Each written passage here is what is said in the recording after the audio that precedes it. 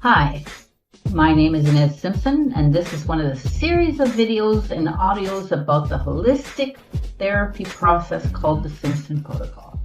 I'm talking to the people who have experience with Simpson Protocol and what they think of the process and the results they have found. So if you are the person who desires positive change in themselves and those they come in contact with, I believe you'll find this interesting.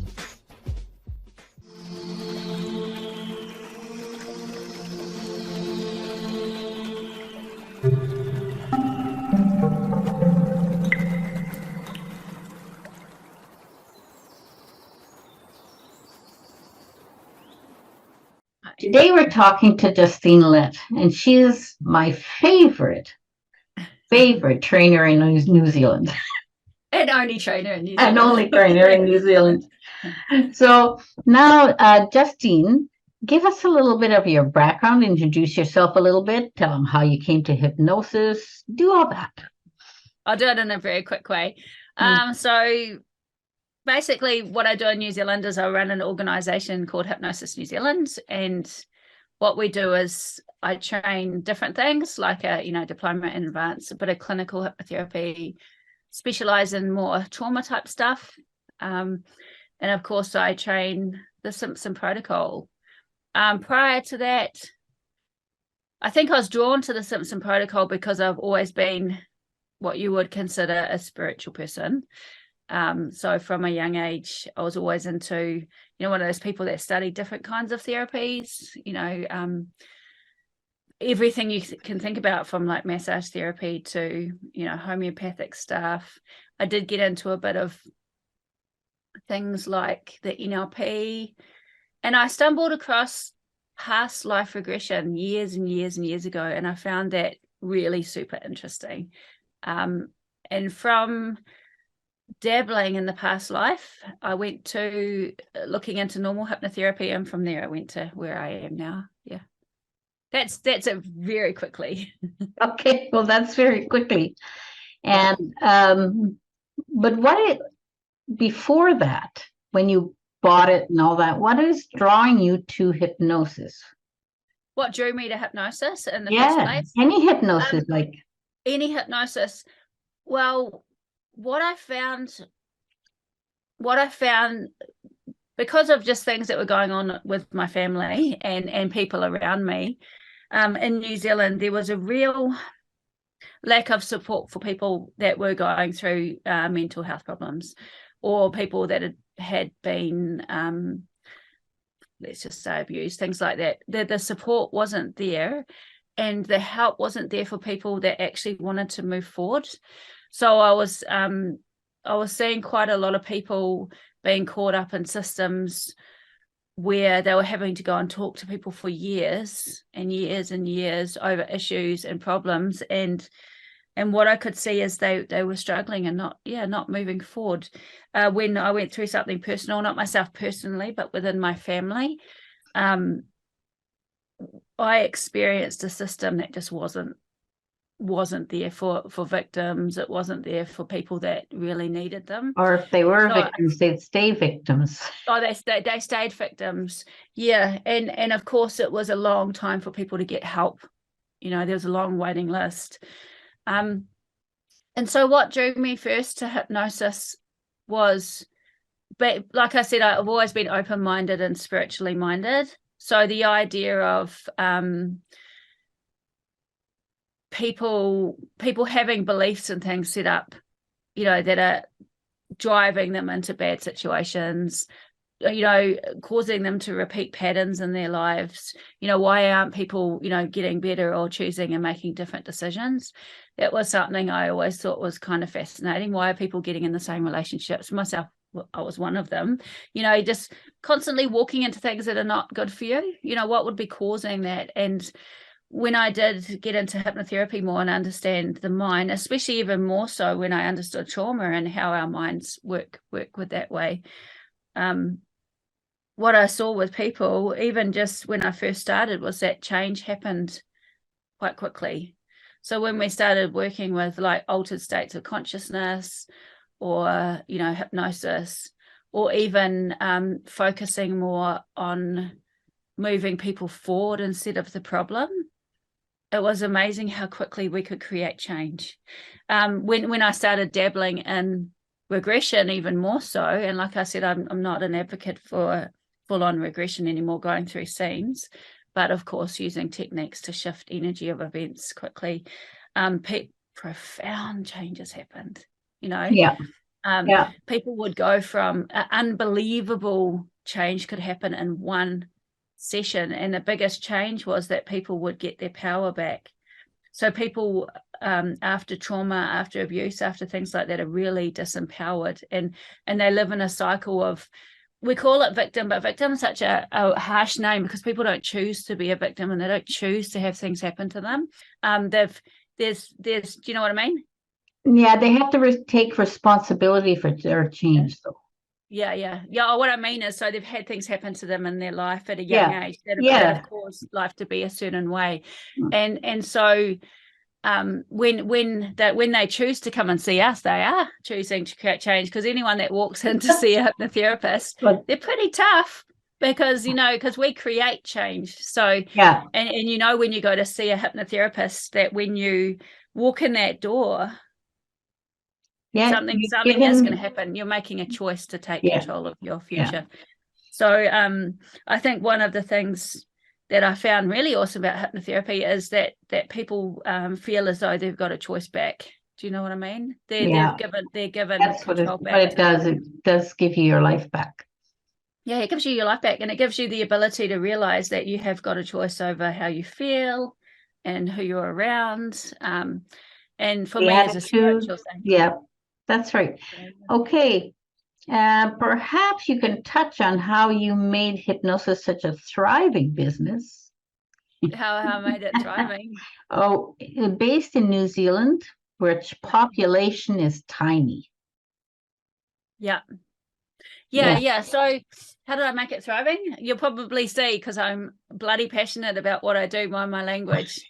And so for me, when I stumbled across hypnosis and hypnotherapy, oh my God, because it actually works and it's so freaking awesome. I think how I made it thriving was I got out and talked to people and talked to people and talked to people, and being so passionate about it. And I think, and passion happens when you actually have really good experiences. So, if someone does go and have an experience with something and it doesn't work so well, of course that's not going to be there. But for me, I didn't come into hypnotherapy experience an amazing change myself. I came in just dabbling with it, and then suddenly seeing crazy results happening with people that I was actually working with. So my passion and drive grew from actually experiencing through others. But through that, I just couldn't stop talking about it with everybody. And then from there, when I took over the organization, it was a lot of talking and getting out there and getting excited about it. From the more clinical stuff, that's when I came into more, like with SP, doing the more spiritual stuff. I think SP got me into that. I was doing past life regression and things like that, but not so openly. I was still quite presenting myself quite clinical. And then what I realized was the conversations we have in the spirituality, or woo-woo, like I call it, I come across, everybody seems to be, it's very rare now that I don't come across people that aren't open-minded or open to the idea of something, so now it's like, we always say be open to possibility, but that means what does that mean? They ask what that means. Totally be open to possibility. When people come to me to do sessions sometimes, especially SP style, especially students, they always say, oh, can we do this, or do you think we could do it for that? I'm like, go out there and do bloody anything. Try it on anything, because the worst thing that happens is nothing. Do you know? The best thing that could happen is change. Like when we do it on horses and animals and surrogacy, and we've had amazing things happen in New Zealand health-wise with people. We don't, if people sat back and said, oh, no, that doesn't work, we're not even going to try. That's how do what we know normally where the limit is? They're Haven't found a supposed limit to be open to possibility. Yeah, and I tell you what, because Christoph and I talk about it, we haven't found a limit yet to what you can do when you're That's why there's no limits. We don't put limits on SP. I Yeah. think I love the foundations, hey? Like one of my favorite parts of SP is actually in the first session in the start, where we take people back into the womb and we just reset things there that anybody that has a session, even just doing that, is going to create major changes. I don't care whether people believe in spirituality or not. Sometimes the way the wording is done. Sometimes the first session mostly is that. I was going to say, do you remember when you thought of SP when you first found out, when you came and sat in my class? Okay, yeah. So basically, I didn't, because I was getting quite a lot of trainers into New Zealand and running a lot of, different things. I didn't actually look into SP, honestly, really before we talked about coming over. I don't think I really knew what it was so much. So that's good. I think, yeah. So the first time I actually sat in that class, it was a really good group of people too. It was quite a big group in New Zealand. I remember sitting back thinking, oh, this will just be another hypnotherapy thing, because when you go to all of the trainings and you see things a lot, it's quite a lot of stuff that's the same thing but presented in a different way. So I was just expecting that, and I remember sitting back in the class and then and then I think I started laughing because I was like, this is like crazy. This is like crazy in a good way. There's some seriously cool stuff going on here. So and then of course from that I had a session and I decided that I would work on, when you do SP, always the intention for the work that you're going to do, make sure you actually really want it, or you know what you're asking for, because I asked for like spiritual advancement or something, just being funny, because I didn't want to do anything like serious. I was like, oh, spiritual advancement. And then I remembered just when it takes you back, I remember going back to the scene of being really little and this face being there. Anyway, that was just shifted. But then when I opened my eyes, there was colors around people, and I don't normally see colors. It was like I opened my eyes thinking, oh, this is of course very this is weird. It was an instant shift, and then of course stuff happened later on in that afternoon, which for me, being very incredibly analytical or probably very controlling, it was very difficult I wouldn't even let people do hypnosis on me, let alone sit and be quiet for 30 minutes. But yeah, after that session, I was very different, especially spiritually. Yeah. And I think what I call it is holistic. I don't call it spiritual because it's body, mind, spirit, and soul. And we ask about everyone. But that one gets picked out because most things don't cover the spiritual. Yeah. It is totally a holistic process. And I think that's one thing that is missing with other with other modalities or other therapies that we do. It tends to be quite mind focused, or maybe even what we would call frontal lobe focused, focusing on our thoughts.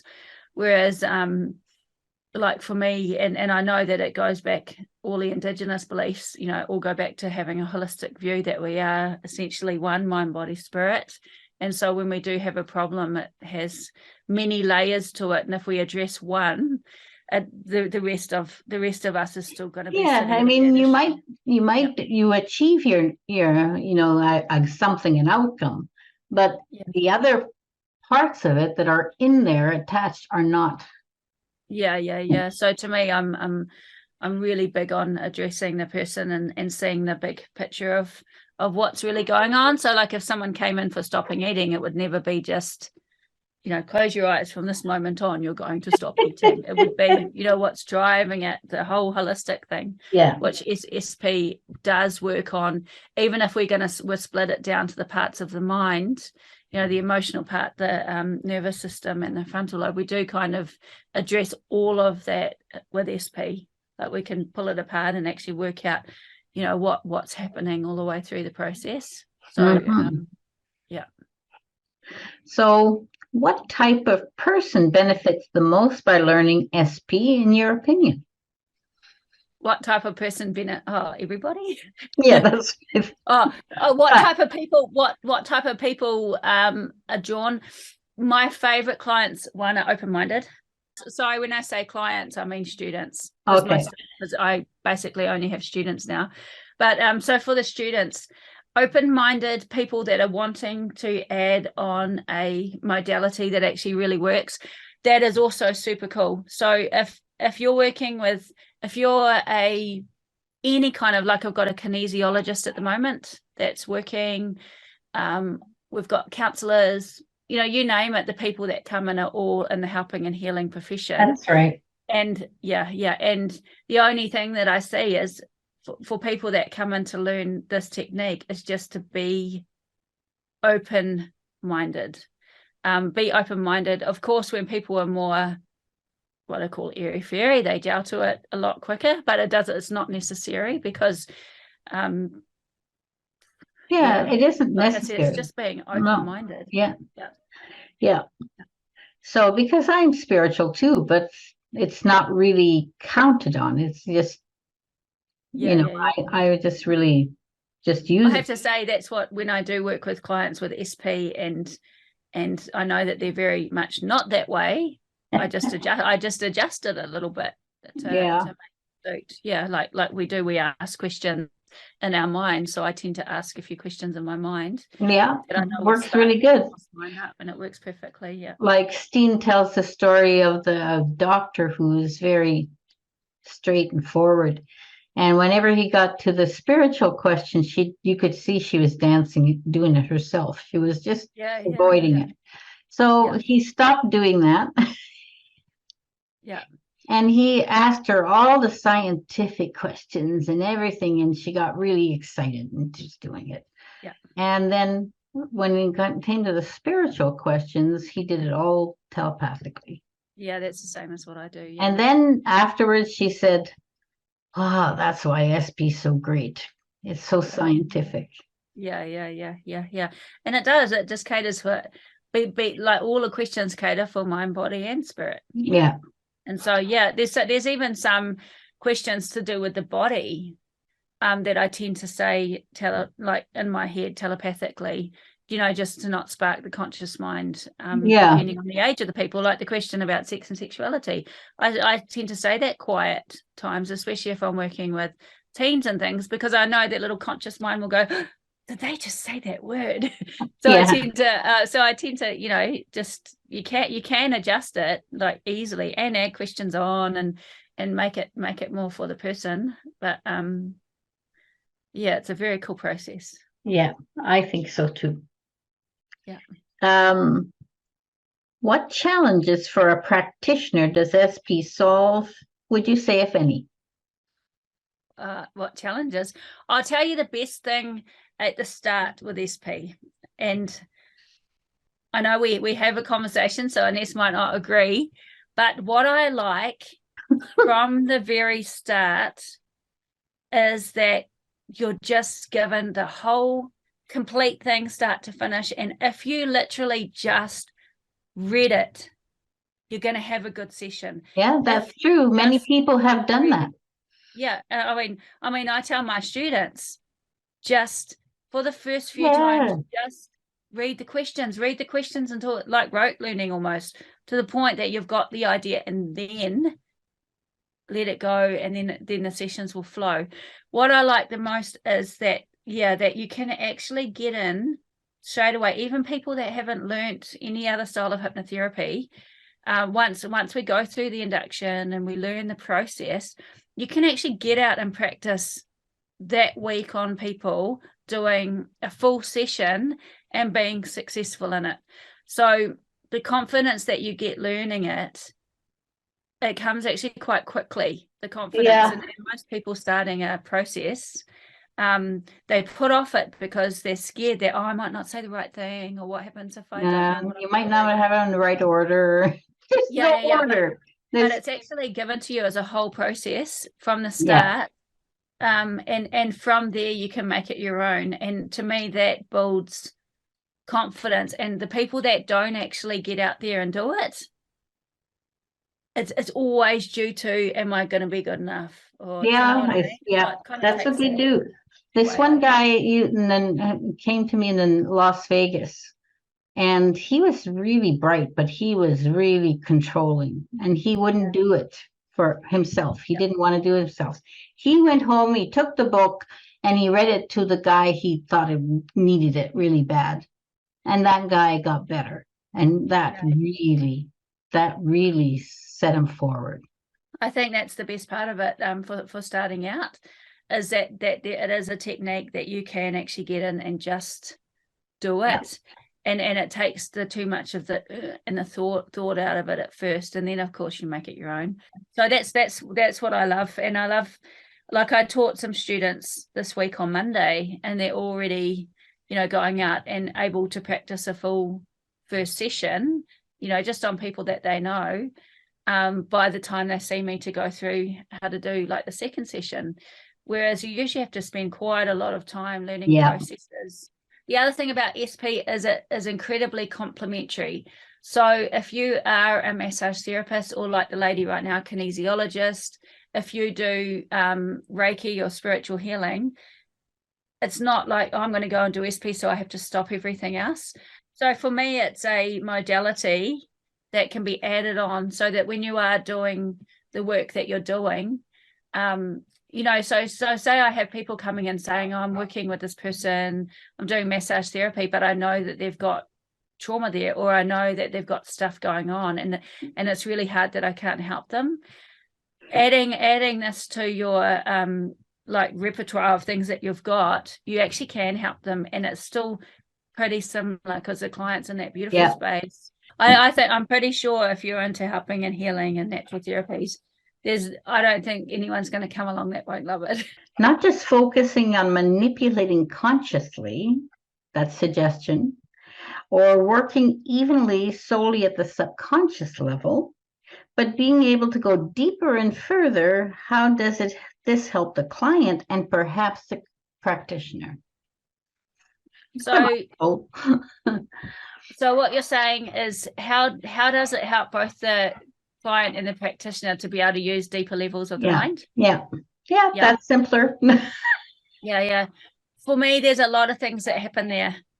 One, of course, when you're taking people into altered states, such a big question. So we're working with altered states. What it does is it brings up belief more, because the people are having I'm very sorry with the dog. Can you hear the dog? No, the dog's that's okay. I'm not worried about it. Yeah. So one, people feel the change inside them. So when they're working with the altered states, where they're going what we would call deeper, or for me it's actually it's whatever it is. The belief is there a lot more. They know something interesting is happening. They're having and the feeling of it is happening. What else? Another thing is the connection, or the feeling. It is, like, I'm going to say, the more spiritual feeling, when people feel that there is something bigger than them, or they feel like they're being connected back to themselves, the magic happens. Do you know what I mean? So I do. It's almost like they're being taken out of being so conscious and so in their head, to connecting with something that's bigger than them again. It is them, but something that's bigger than them again. So working in those spaces, things just happen so much quicker.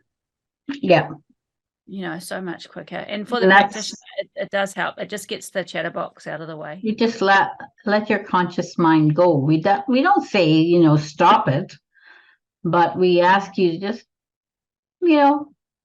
and everybody does to a certain extent. Yeah. And you can usually tell. Yeah. And I just like say to people, like if people, not even using the terms, conscious, super conscious, things like that, I just say there's so many different parts to us, and those parts are there protecting us, keeping us alive. But sometimes these parts, and they live deep within us because we all have them. But sometimes these parts don't even realize that, one, they don't get a chance to speak or be seen. They don't, they may be doing things like protecting us when we don't need it anymore. They might be thinking they're still 5 years old and not safe or whatever. So there's all these parts of us that don't actually get to be seen. And when you're working with someone consciously, we're talking with the person that's in front of you at the age they are. But there's so much more to us. So when we put people into these altered states or these trance states, we're actually being able to communicate and work with parts of the mind that we can't access normally. And that's why major change happens. And we do call we call in what we call super conscious. And to me, it's just, I almost see it as an overlord of us.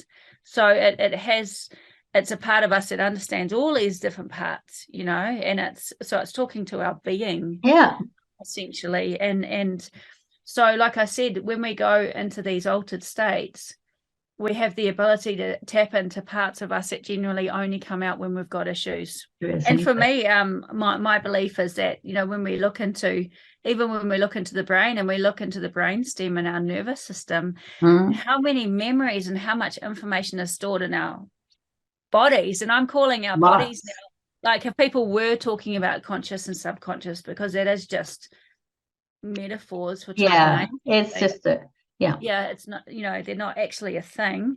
But I tend to say that our whole body is our mind. We have memories now, it's proving, memories and brain cells in our hearts and our stomachs, and all of our body reacts to events.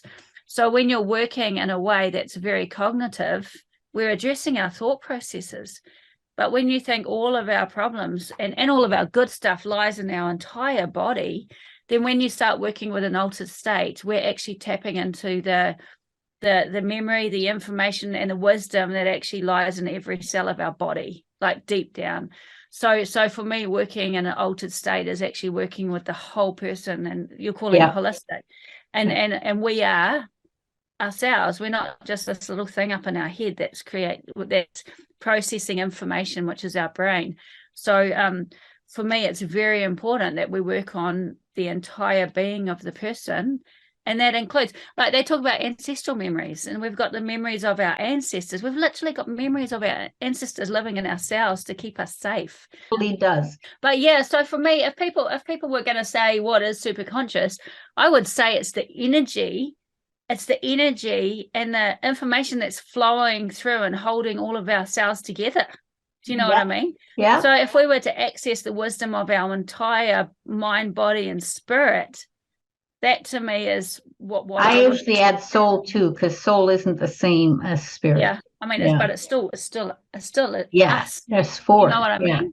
So it's like working with the wisdom that is our complete body, tapped with really cool questions, tapped with working with feelings, tapped with going here and there.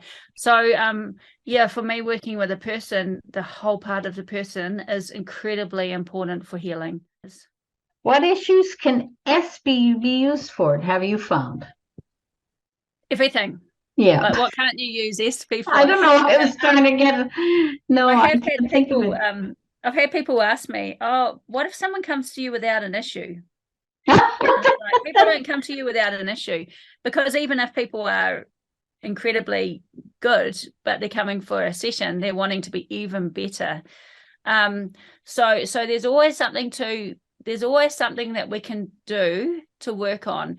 The most common thing people still come for, the basics: weight loss, anxiety, low mood, grief, the usuals. For me, what I like is people do come for spiritual experiences. They do come for, like what I did on the first session was, oh, I'm going to do spiritual enhancement. I want to see things clearer, or I want to be more, awake and aware to the environment. So I've never said, I don't think I've ever said no to anything for SP. For me, it's like, bring it. If you want to try something, let's try it. And of course, like Christoph and I, we have a lot of, not so much lately, but we used to just play, like experiment. We used to just have fun. We would use it to even access, like, different consciousness, what people would call channeling, trying to bring through information that maybe we didn't have before. So playing with the altered states and the SP. So for me, you can, I don't know, I can't even answer that question because I say yes to anything. Yeah, so do I. Yeah. It's so much fun.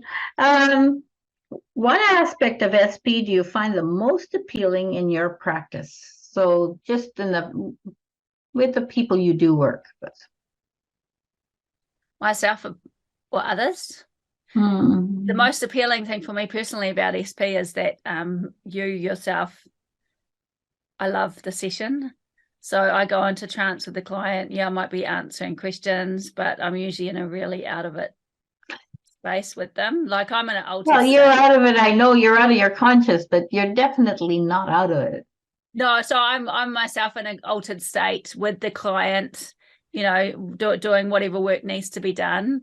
And so the one thing about SP is I've never had an SP session where I've walked away going, oh, I hated that. I never want to do it again. I always love SP sessions, and I've never had a client that's left going, well, nothing happened. That was horrible. I've had a few that were just on the conscious, just answering the questions consciously. Yeah. A few of those that wouldn't even go into any depth. Yeah. I've always had people coming out feeling good. Good. Even if they were conscious, they still felt good. Oh, I had this one guy phone me and he says, I find nobody can put me in hypnosis. And I said, well, I guess I won't be able to either. I said, you realize that you put yourself in hypnosis? Yeah. No. I said, so if you don't go in, it's not my fault. I always laugh when people ring up and say, I'm really hard to hypnotize, or I can't be hypnotized. I'm like, why are you ringing me?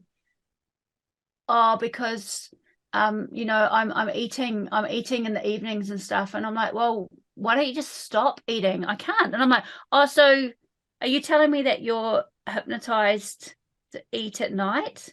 Yeah. And you can't be hypnotized? I said, you're doing behavior and you can't stop it. That is hypnosis. So I'm telling you right now, you're going to be very easy to work with because you're coming to me because you've hypnotized yourself to eat at night. So that's what I say to people when they can't be hypnotized or when they're hard. I'm like, oh, if you're coming to me, then we're going to be looking at something that you're doing that you can't stop doing, which essentially is you're in a trance. So sweet, come on in because we're just going to do something to stop that. Yeah. That's good. I really like that. Do you have some interesting sessions to tell us about? Lots of sessions. So I posted one. Sessions are always interesting. So, okay, I'll give you one that's two from the last few weeks. So one was, of course, I was doing a student and I decided to play with the question of, is there any, past lives, interdimensional lives, things like that are causing or affecting the issue? And when it said yes, I was like, do you want the conscious mind to know about it? Yep. And so we started heading back into just different times, places. I just did it for a bit of fun and just to show how you can actually use the process and make it your own. Yeah. But I think in that one, she ended up saying a very old age. It is that one I was allowed to put on my YouTube to watch. But that was really cool and interesting, actually seeing it going back. What else? Another one I had the other day that I found quite interesting was when the other hand started moving. Mm-hmm. And what was more interesting about this one, I've got this on video, but I'm not sharing it publicly. It's on for my learning, is that this lady had a camera that panned when she moved. So when she moved, the camera moved with her. Okay. And so in the session, all of a sudden, the camera started panning to the side of the room and there was no one there. And then she'd move her head or whatever and it would come back. And then it would start panning over and there's no one in the corner of the room, but it's picking up something and it's heading over there. And then she moves her head and it comes back. And then the next minute, the other hand says no to a question about letting go of sadness or grief or something. So she said yes and the thumb said no. And I was like, is there another part that's wanting to speak today? Let me know. And then that other hand, of course, said yes. And then is it a part of her? No.